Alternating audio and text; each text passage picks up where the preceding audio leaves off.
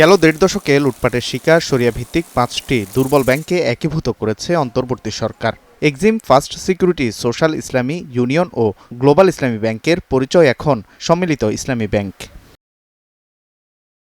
একীভূত হওয়া ৫ ব্যাংকের আমানতকারীদের জন্য একটি তহবিল গঠন করেছে সরকার, যার আওতায় প্রাথমিকভাবে সর্বোচ্চ ২ লাখ টাকা পাবেন আমানতকারীরা। তবে ৫ ব্যাংককে একত্র করতে গিয়ে তৈরি হওয়া প্রযুক্তিগত জটিলতার কারণে বিলম্ব হচ্ছে আমানতকারীদের অর্থ পেতে।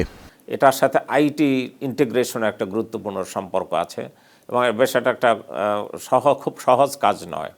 তারপর ৫টা ব্যাংক ৫ ধরনের সফটওয়্যার ইউজ করছে এবং নিয়মিত ব্যাংকিং তারা করেছে, সেটাকে একটার মধ্যে রূপান্তর করা একটা টেকনিক্যাল আইটির কাজ আছে এখানে, গুরুত্বপূর্ণ এইটা একটা কাজ এবং এটাকেও ধাপে ধাপে করা হবে।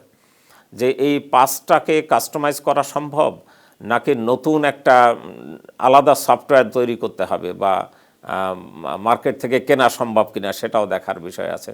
সুতরাং এটা একটা বড় ধরনের কাজ, এটা আমাদের একটা ইমিডিয়েট কাজ। এটা একটা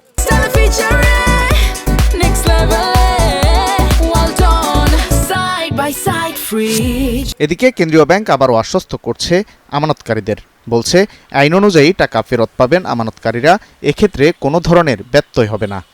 ব্যাংকগুলোর সাইজের মধ্যেও কিন্তু অনেক ভেরিয়েশন আছে, যে সবগুলো একই সাইজের ব্যাংক না, বিভিন্ন ব্যাংকের ডিপোজিটের প্যাটার্নগুলো ডিফারেন্ট। সুতরাং এখানে যেহেতু ইউনিফর্ম না এবং অনেকগুলো ব্যাংক একই সাথে কাজ করছে, আবার নিয়ম নীতিগুলো সবগুলো ব্যাংকের সাথে যাতে জাস্টিফাই হয় এবং সমভাবে যাতে নিয়মে যাতে দিতে পারে, সেই জন্য এই সময়টা আসলে একটু যাচ্ছে। সেটাকে আসলে গ্রাহকরা একটু যদি ধীরস্থিরভাবে এবং ধৈর্যের সাথে যদি তারা অপেক্ষা করে, তাহলে বাংলাদেশ ব্যাংকের দিক থেকে যে কমিটমেন্ট ছিল সেটা পূরণ করতে পারবে। কারণ আমরা স্পষ্টই বলেছি, যখন এই প্রক্রিয়া নেওয়া হয় তখনই বলা হয়েছে যে ডকুমেন্টটা রাইটস অফ দ্য ডিপোজিটার্স এইটা থাকবে, ওটুক থাকবে।